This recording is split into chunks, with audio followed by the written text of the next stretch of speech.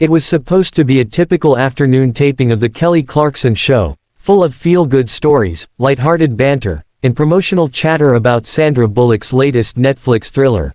But what unfolded instead was an unscripted emotional rollercoaster that left the audience stunned. The cameras abruptly cut, and Sandra storming off set mid-interview, leaving behind an echoing silence that clung to the studio like smoke after a fire. From the very moment Sandra walked onto the soundstage, it was clear something was off, not in her appearance, which was as flawless and poised as ever, clad in a sleek navy pantsuit and her signature subtle smirk, but in the way her eyes scanned the studio with a mixture of guardedness and disinterest, as if she were mentally bracing herself for an interview she hadn't really wanted to do in the first place. Kelly, ever the radiant host with a southern charm that could melt steel, welcomed her with open arms and a booming, "Give it up for the one and only Sandra Bullock," but the hug that followed was stiff, almost performative, and the first round of applause hadn't even faded before Sandra's first comment made the room tilt. "I didn't expect to be talking about that movie," she said dryly, referring to the clip that had just aired showing a particularly vulnerable scene from her new film, a scene that she had reportedly asked the producers not to include.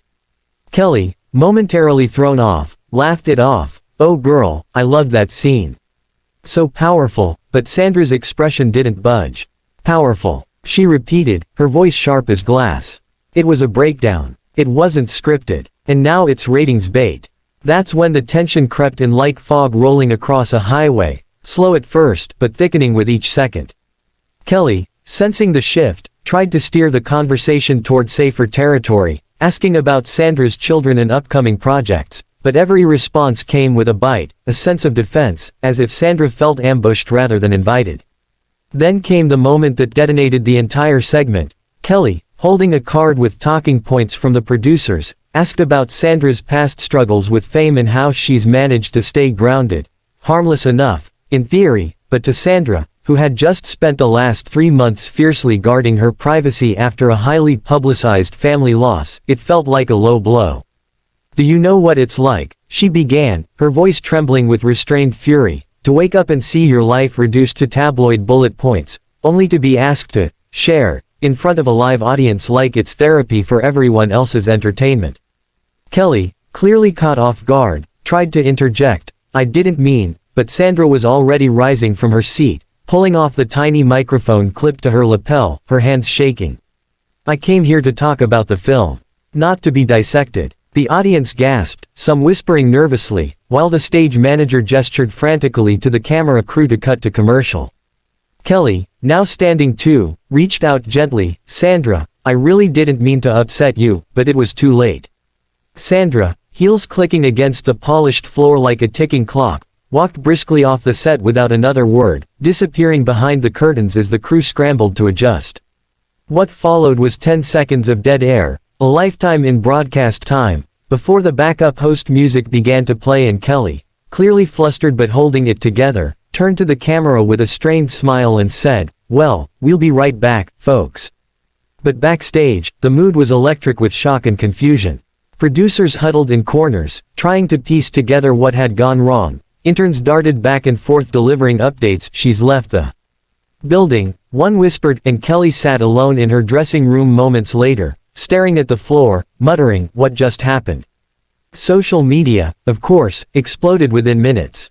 Clips of the encounter, some from audience cell phones, others mysteriously leaked from internal feeds, began circulating online, with hashtags like #SandraWalksOut, #KellyVsSandra, and #TalkShowMeltdown trending globally. Fans took sides, with some praising Sandra for standing her ground and others accusing her of overreacting to a standard interview question. Think pieces flooded entertainment blogs, the pressure cooker of celebrity vulnerability, when talk shows go too far, and the fall of friendly daytime TV. But those who knew Sandra best weren't surprised. One anonymous source close to the actress revealed that Sandra had been under immense pressure in recent weeks, not only grieving but also dealing with behind-the-scenes tensions with her publicist and a fractured relationship with the film's director. The appearance on the Kelly Clarkson show, they claimed, had been a contractual obligation she had tried, unsuccessfully, to get out of. Meanwhile, Kelly's team issued a carefully worded statement, "We regret any discomfort caused during today's episode and continue to have great respect for Sandra Bullock and her incredible career. But the damage was done." The full episode was pulled from syndication, replaced with a rerun featuring Dwayne "The Rock" Johnson baking cookies, and insiders whispered that producers were scrambling to do damage control with both camps. Weeks later, when Sandra finally spoke publicly during a brief red carpet interview, her tone was calm but firm. "I've been in this business long enough to know that sometimes, protecting your peace means walking away, even if the cameras are still rolling." As for Kelly, she addressed the incident with grace in a later episode, saying, "We all have bad days. I respect Sandra's truth, and I hope she's doing well," but the awkward tension between celebrity and host had already become the stuff of legend. In an era when vulnerability is often monetized for ratings, Sandra Bullock's dramatic exit sparked a much-needed conversation about boundaries, consent, and the emotional toll of constant exposure, reminding both the industry and the public that even America's sweetheart has her limits. In the days following Sandra Bullock's unexpected and now infamous exit from the Kelly Clarkson show, the entertainment industry found itself in a fever pitch of speculation, commentary, and controversy, the kind that hadn't been seen since the days of viral couch-jumping interviews and wardrobe malfunctions. Only this time, it wasn't a scandal rooted in spectacle, but one carved from the raw, uncomfortable space where grief, privacy, and performance collide in real time. As networks scrambled to either downplay or dissect the incident, clips of Sandra's departure racked up millions of views across social platforms. Twitter, or X, as it was now officially called, was a war zone of hot takes. TikTok was flooded with lip-sync reenactments and breakdowns from body language experts, and YouTube hosted no fewer than 20 think pieces with thumbnails declaring, "Kelly pushed too far," and "Sandra, hero or diva," each with their own theories, biases, and cuts of the viral footage slowed down frame by frame like a Zapruder film of daytime drama. At the heart of the storm, however, were two women, Sandra, retreating from the public eye, and Kelly, holding the line in front of the cameras with the kind of trained resilience that only someone who's survived both the music industry and public heartbreak could summon.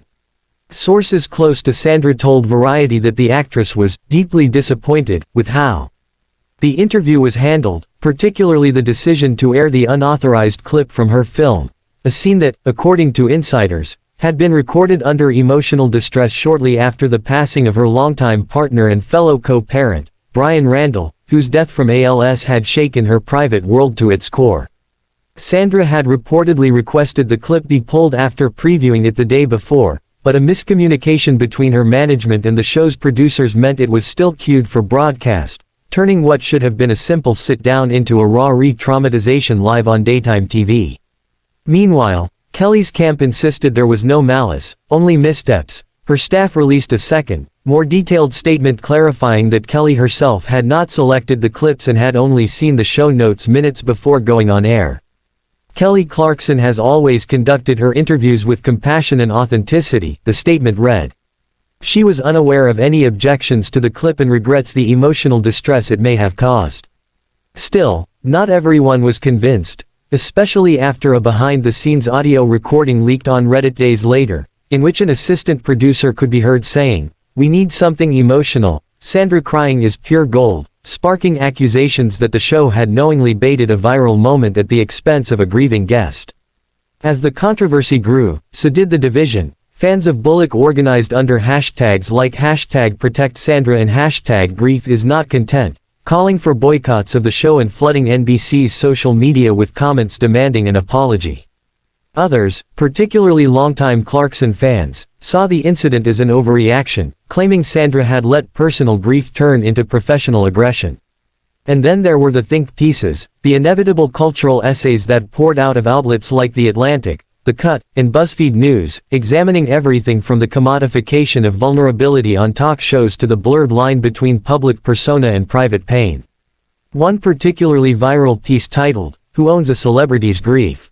argued that Sandra's reaction was a powerful rejection of the expectation that women in the spotlight must bare their souls on cue to remain relatable, and it struck a chord with thousands of readers who themselves had been asked to perform strength or pain in their own lives.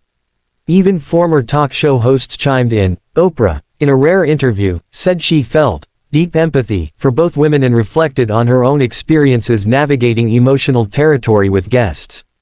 There's a sacred responsibility that comes with asking someone to sit on your couch and speak their truth, Oprah said. And sometimes, even with the best intentions, things go wrong. Behind closed doors, Kelly was reportedly devastated, not because of public backlash, but because she genuinely admired Sandra for decades, and had hoped their interview would be an uplifting, career-reflecting chat between two successful, grounded women. Friends say Kelly rewatched the footage multiple times in her dressing room, trying to pinpoint the exact moment where it all unraveled, wondering if she could have read the cues better, asked a different question, or sensed the deeper pain that Sandra had clearly been carrying under the surface. And Sandra, according to a longtime friend who spoke anonymously to The Hollywood Reporter, she was done.